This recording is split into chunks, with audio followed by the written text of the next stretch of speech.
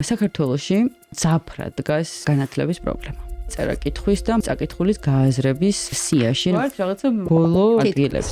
რა გამოიწვია ეს ყველაფერი და რატო ვართ მან სადაც ვართ. მასწავლებელი არის ცენტრი ამ შემთხვევაში იმისა, რამდენად სწორად განავითარებს მოსწავლის შესაძლებლობას და სწავლების პროცესი მოწყვეტილია ცხოვრებისეულ გამოცდილებას. ანუ სწავლა თითქოს ცალკე ისწავლა ბავშვმა ფორმულა, ისწავლა გამოთვლები, ისწავლა რაღაცა წაიკითხა, მაგრამ როგორ გამოიყენო?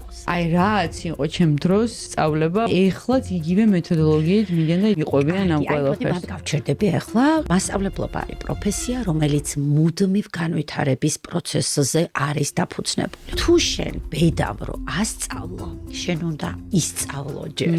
თქვენ კითხვა დასვით, რომ როგორ განსხვავდება იმ თაობის მოსწავლეები ამ თაობის. სადა დედამიწასავით განსხვავდებიან. 25 წლის წინ სულ სხვა გამოწვევები მქონდა საკლასო სივრცეში. შენ უნდა მოერგო ამ საუკუნის ახალ ადამიანებს.